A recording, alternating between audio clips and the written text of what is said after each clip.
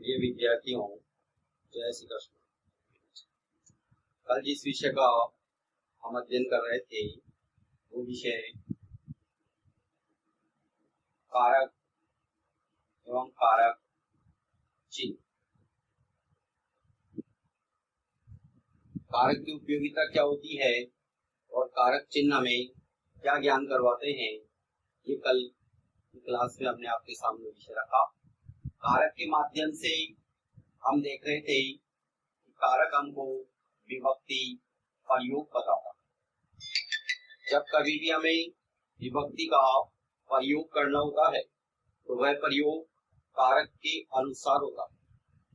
शब्द रूप और शब्द रूप के अर्थ का जो ज्ञान होता है वो हमें कारक चिन्ह के माध्यम से होता है।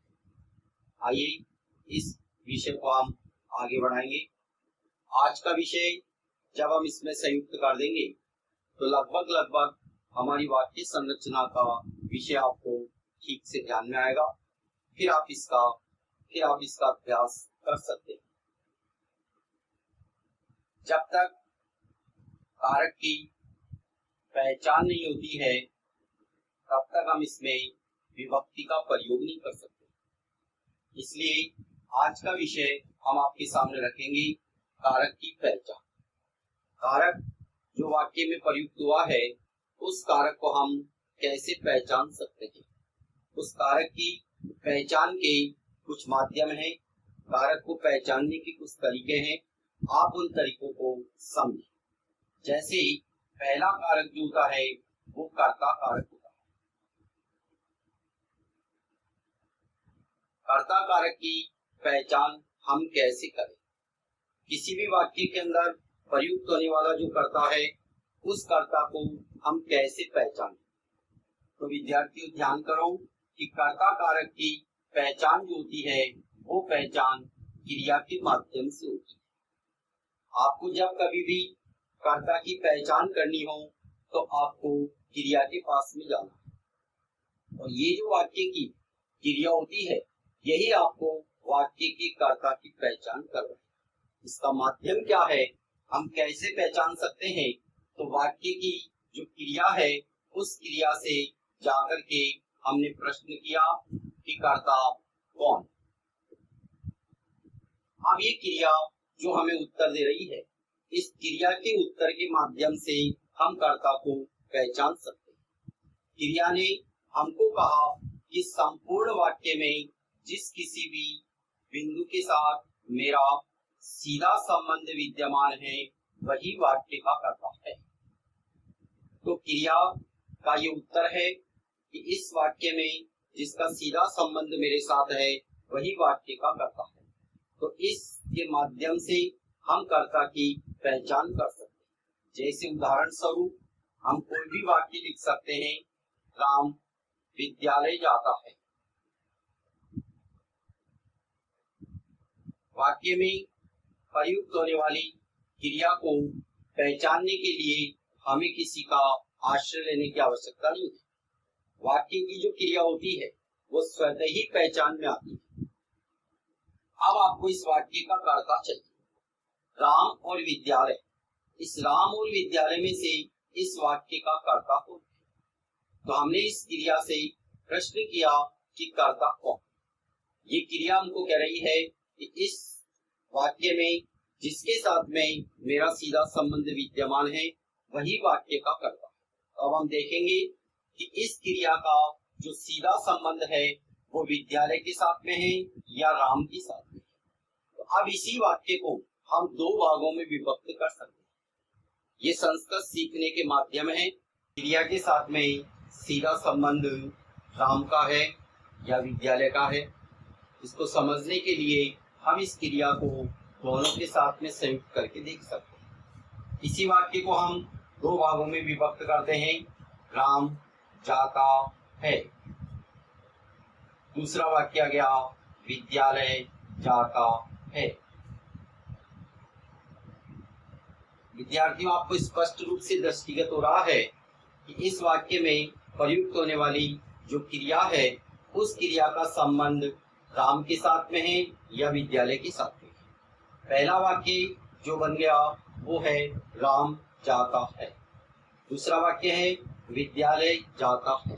तो आप देख रहे हैं कि आपकी जो क्रिया है वो जब विद्यालय के साथ में प्रयुक्त हो रही है तो विद्यालय के साथ में उसका सीधा संबंध नहीं है। इस क्रिया का सीधा संबंध जो है वो राम के साथ में है, इसलिए ये राम हमारे वाक्य का कर्ता है। कल हम आपको बता रहे थे कि कर्ता जो होता है उस कर्ता कारक की जो विभक्ति होती है वह प्रथमा विभक्ति होती है।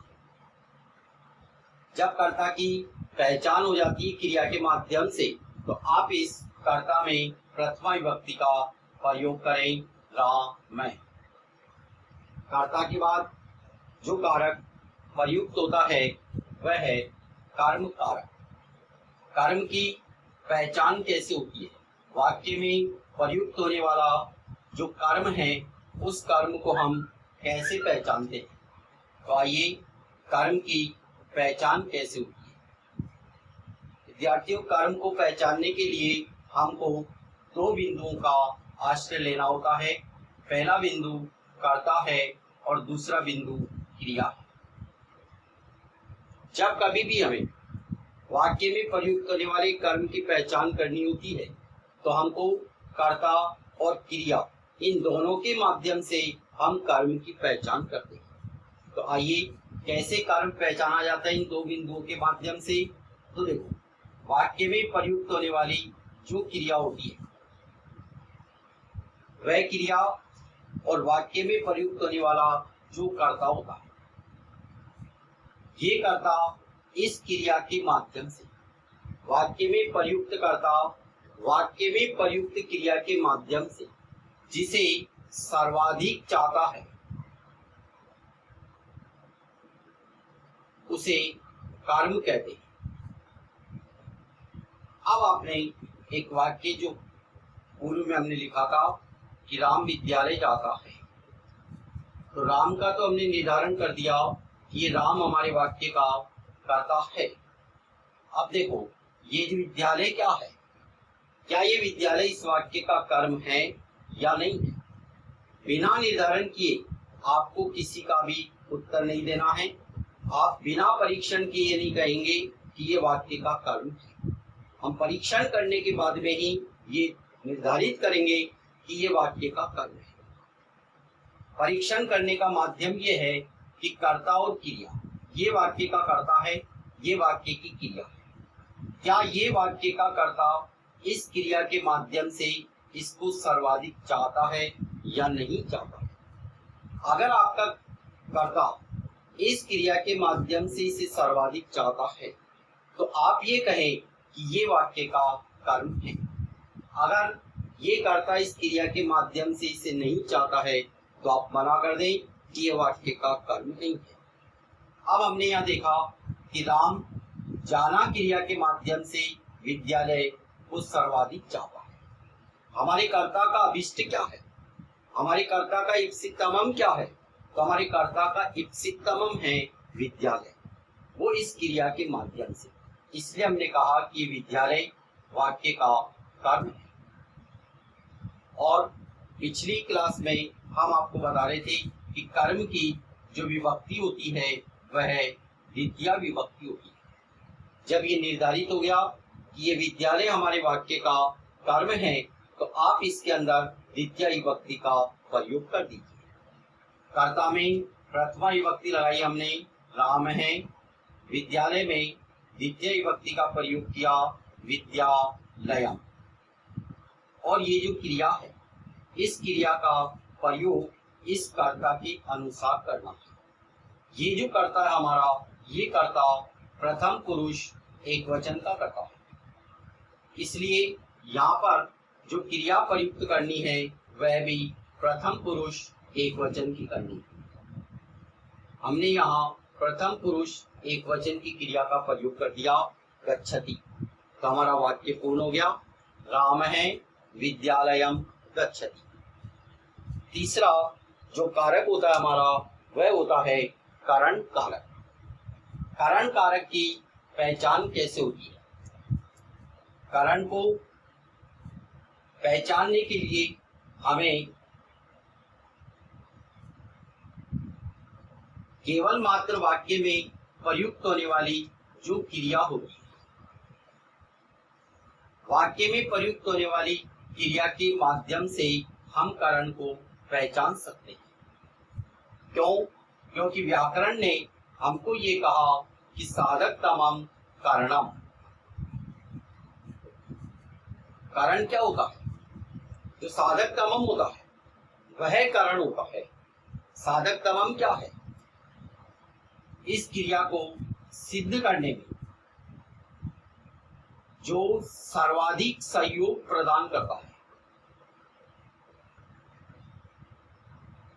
सीधे शब्दों में अगर आप करण को समझना चाहते हैं कि करण क्या होता है, तो करण सीधा सीधा साधन होता है। साधन को ही करण कहते हैं।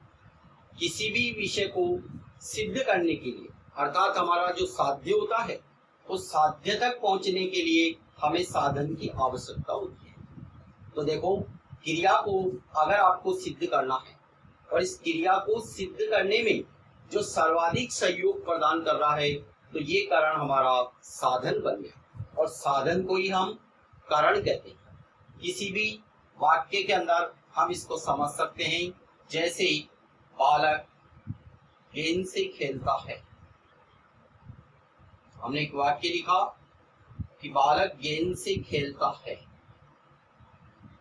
अब इस वाक्य के अंदर प्रयुक्त होने वाली जो क्रिया है वो है खेलता है, और इस क्रिया के साथ में सीधा संबंध जो है वह है बालक का। तो ये बालक हमारे वाक्य का कर्ता है और ये खेलना हमारे वाक्य की क्रिया है। अब जो बिंदु शेष बच गया, ये क्या है? तो ये जो क्रिया है, इस क्रिया से जब हम पूछेंगे तो ये क्रिया क्या कह रही है कि ये जो बिंदु है ये मेरे को सिद्ध करने में सर्वाधिक सहयोग प्रदान कर रहा है। तो ये हमारा यहाँ पर ये हो गया साधन, और इस साधन को ही हम कारण कहते हैं। और कारण की विभक्ति जो होती है वह है तृतीया विभक्ति।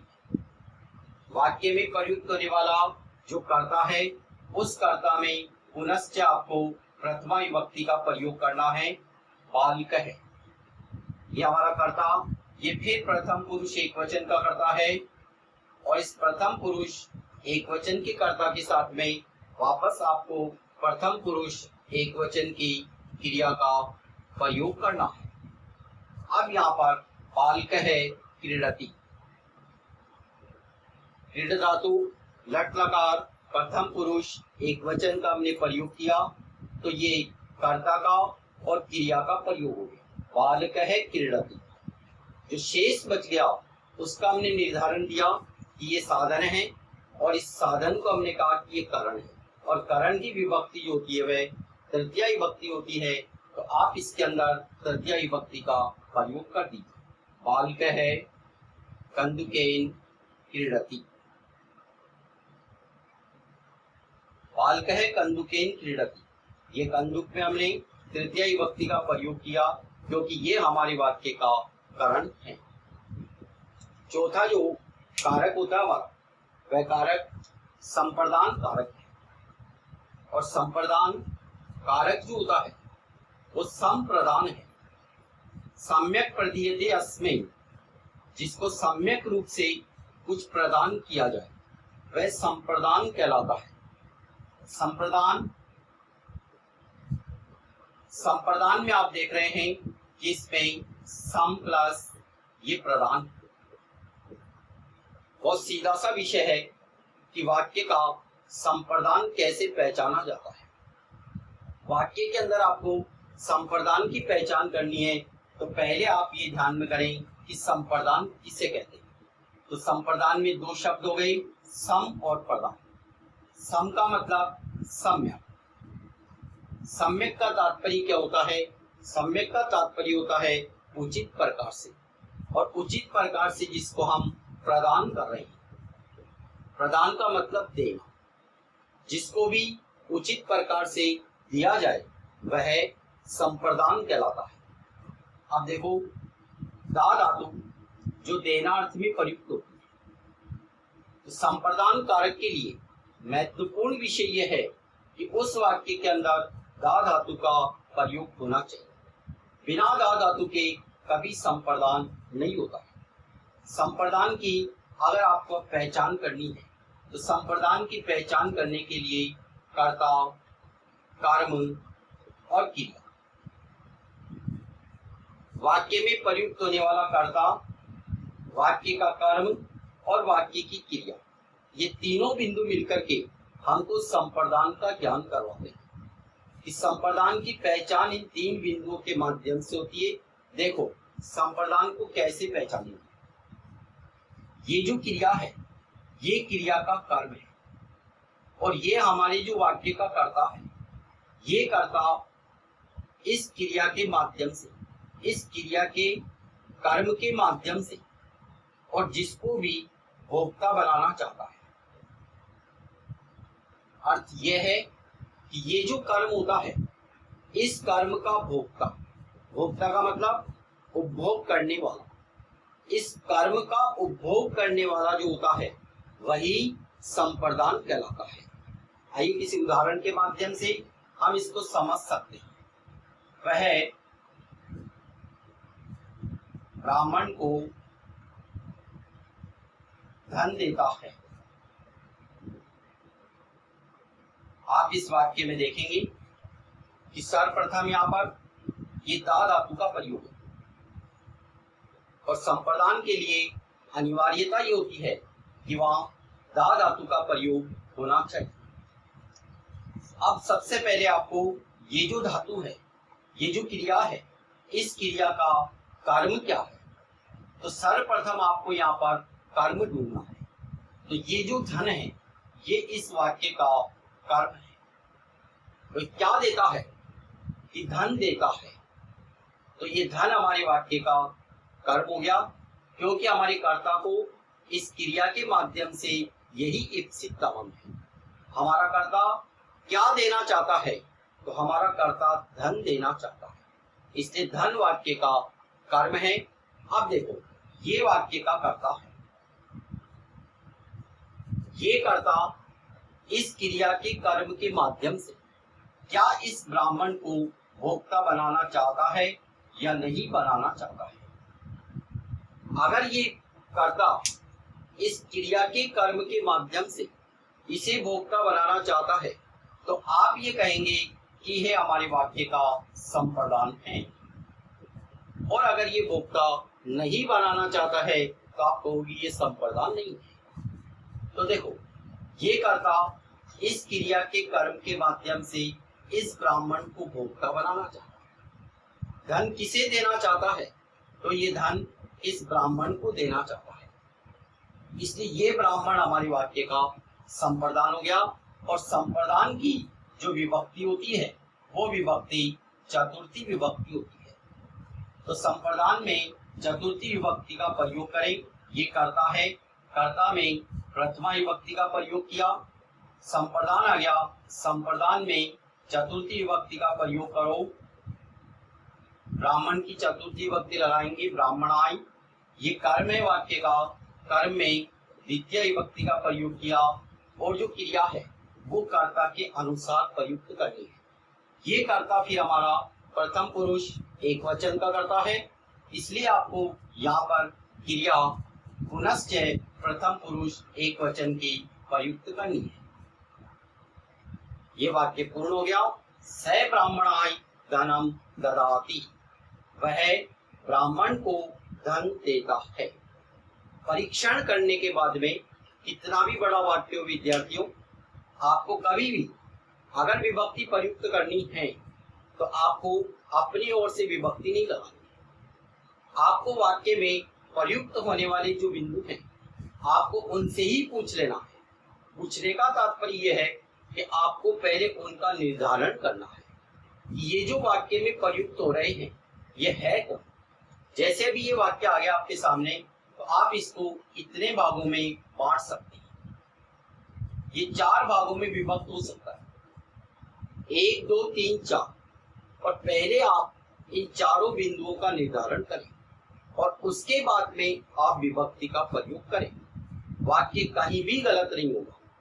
आपका वाक्य 100% शुद्ध होगा। हमने पहले निर्धारण किया, हमने पहले विभक्ति नहीं लगाई, हमने पहले निर्धारण किया कि जो वाक्य में प्रयुक्त हो रहे हैं वह है कौन।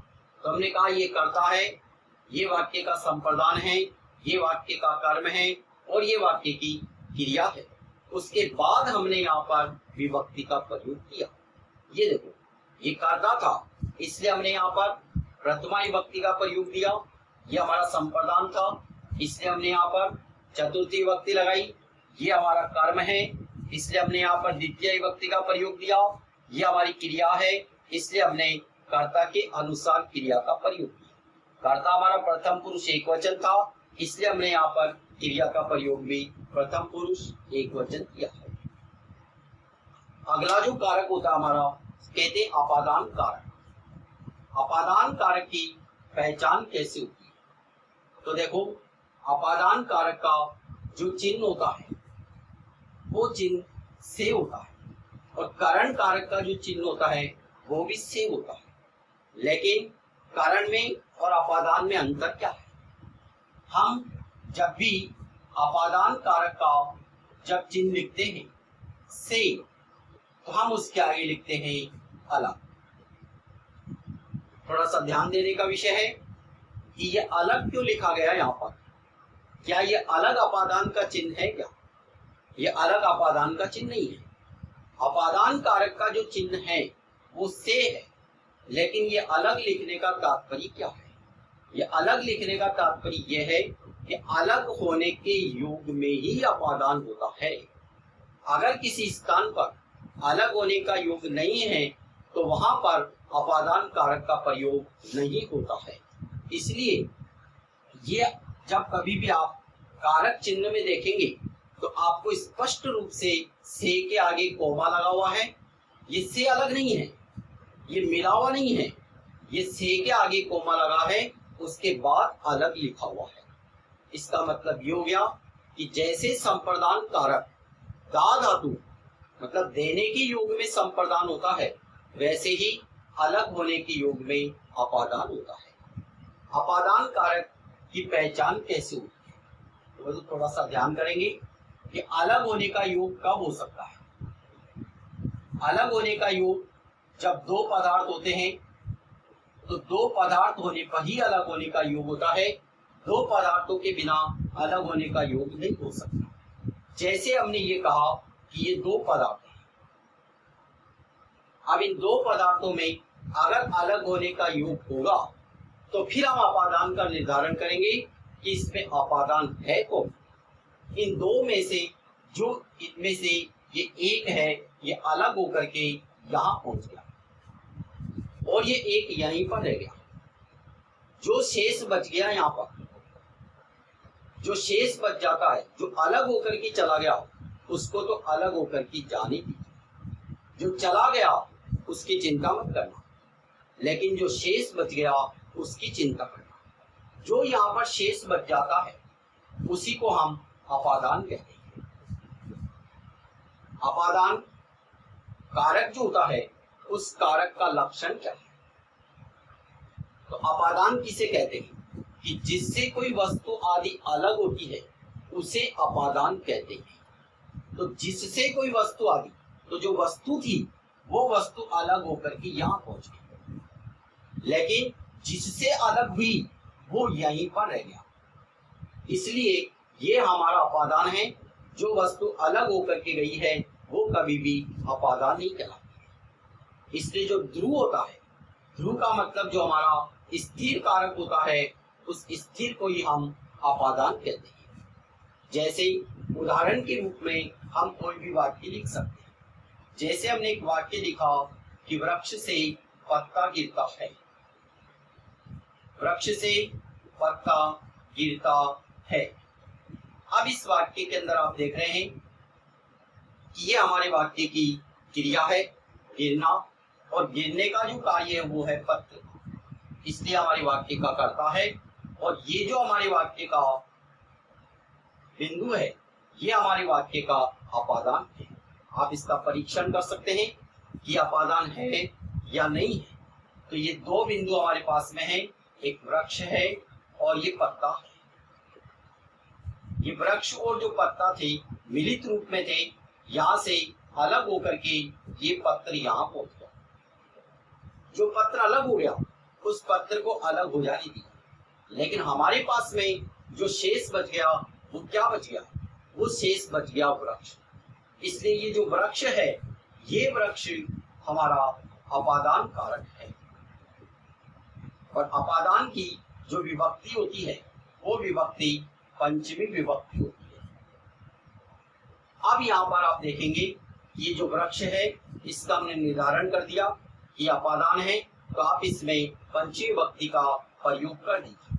तो ये वृक्ष शब्द की पंचमी विभक्ति ये वृक्षा, ये हमारा कर्ता है, इसलिए इसमें प्रथमा विभक्ति नपुंसकलिंग है, इसलिए पत्रम, और ये पतति एक वचन है प्रथम पुरुष का, इसलिए हमने क्रिया लगा दी प्रथम पुरुष एक वचन। तो हमारा वाक्य हो गया वृक्षात पत्रम पतति, वृक्ष से पत्ता गिरता है। हमेशा ध्यान रखें कि जो अपादान कारक होता है वो बिना अलग होने के योग में नहीं होता है। अगला जो बिंदु आता है हमारा उसको कहते हैं हम संबंध।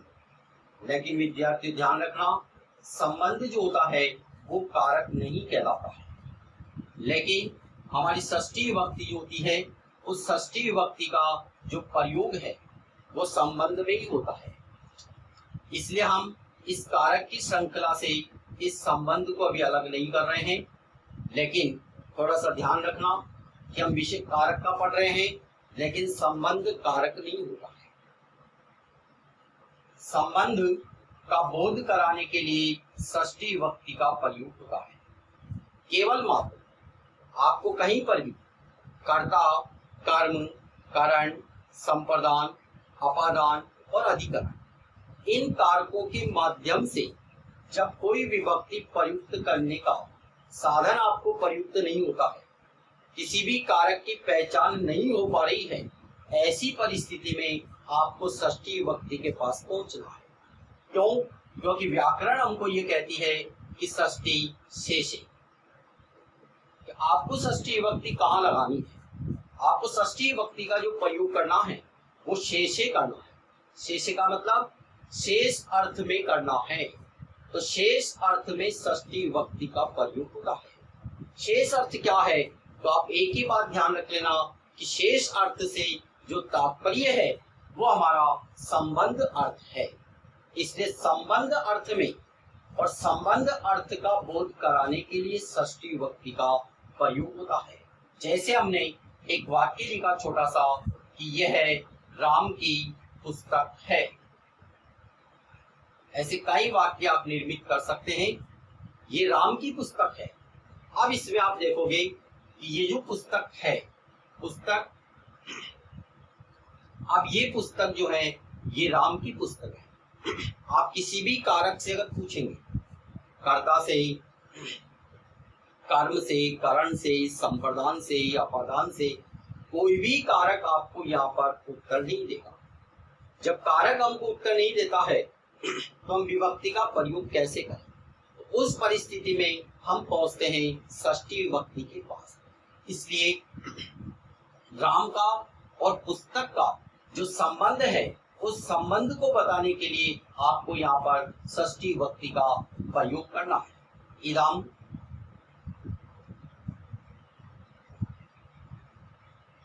इदम रामस्य पुस्तकम अस्ति,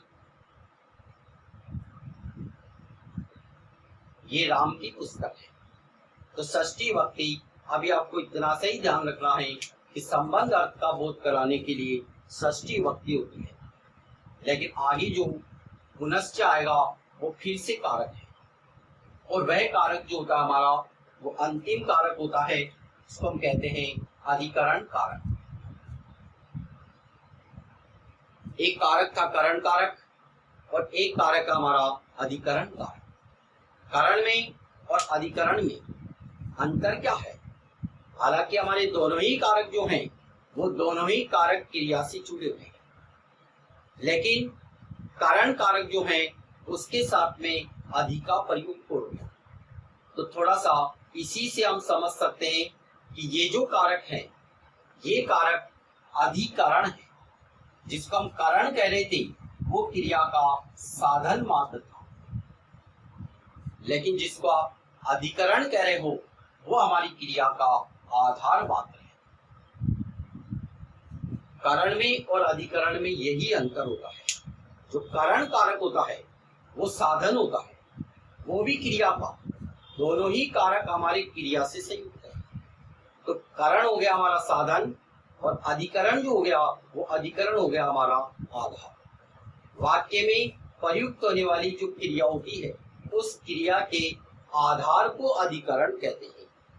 अब थोड़ा सा ध्यान में करेंगे, क्योंकि व्याकरण ने हमको ये कह दिया कि आधारो अधिकरणम, क्रिया के आधार को अधिकरण कहते हैं। लेकिन आधार की पहचान कैसे होती है कि ये क्रिया का आधार है या नहीं है? इस क्रिया के आधार को पहचानने के लिए आपको एक काम करना, ये जो क्रिया है ये क्रिया जिस स्थान पर संपन्न होती है, पहला बिंदु, क्रिया जिस स्थान पर संपन्न होती है या जिस स्थान पर क्रिया का होना बताया जाता है वह हमारी क्रिया का आधार कहलाता है। और उसी आधार को हम क्या कहते हैं? उसी आधार को हम अधिकरण कहते हैं। और अधिकरण की जो विभक्ति होती है वो सप्तमी विभक्ति होती है। एक छोटे से वाक्य के माध्यम से हम इस अधिकरण को समझ सकते हैं। जैसे बालक आसन पर बैठता है, बालक आसन पर बैठता है। अब आप देखेंगे इसमें कि ये जो क्रिया है इस क्रिया का ये कर्ता है और ये जो क्रिया है वो इस स्थान पर संपन्न हो रही है, क्योंकि बालक बैठने की जो क्रिया कर रहा है वो आसन पर कर रहा है। तो क्रिया का जिस स्थान पर संपन्न, अर्थात क्रिया जिस स्थान पर संपन्न होती है या जो क्रिया का होना बताया जाता है वो अधिकरण कहलाता है। तो ये हमारे वाक्य का अधिकरण है, ये हमारे वाक्य का कर्ता है, ये हमारी वाक्य की क्रिया है। अब ये जो कर्ता ये प्रथम पुरुष एक वचन का कर्ता है, बालक है, प्रथमा विभक्ति का प्रयोग किया हमने यहाँ पर। और ये अधिकरण है, इस अधिकरण में हमने सप्तमी विभक्ति का प्रयोग किया, बालक है, आश्रय। और ये जो क्रिया का प्रयोग है ये पुनश्च हम कर्ता के अनुसार करेंगे। कर्ता हमारा यहाँ पर प्रथम पुरुष एक वचन का है, इसलिए आपको वापस क्रिया यहाँ पर प्रथम पुरुष एक वचन की लगानी है। बालक है, आश्रय, तिष्ठति।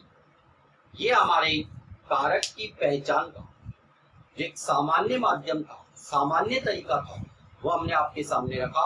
और अब आप इस कल वाले विषय को और इस विषय को अगर आप संयुक्त करेंगे तो आप अब यहाँ पर विभक्ति प्रयोग जो होता है आप उसका अभ्यास कर सकते हैं। कर्ता और क्रिया, पहले जो वाक्य आपको निर्मित करने हैं उसमें केवल मात्र आपको कर्ता और क्रिया का ही प्रयोग करना है। फिर आपको दूसरा जो वाक्य बनाने हैं उसमें कर्ता, कर्म और क्रिया, उसमें कर्म संयुक्त करें। फिर तीसरे प्रकार के वाक्य होते हैं उसमें आप करण संयुक्त करें। चौथे प्रकार के वाक्यों में संप्रदान संयुक्त करें, फिर अपादान संयुक्त करें और फिर संबंध के वाक्य बनाएं और फिर उसमें अधिकरण के वाक्य निर्मित करें। ऐसे अगर आप अभ्यास करेंगे अलग अलग कारकों को कर्ता और क्रिया के साथ में जोड़ करके, तो निश्चित रूप से आपको ये वाक्य संरचना का और ये विभक्ति प्रयोग जो कारक के माध्यम से होता है ये आपको बहुत ठीक प्रकार से समझ में आएगा। जय श्री कृष्ण।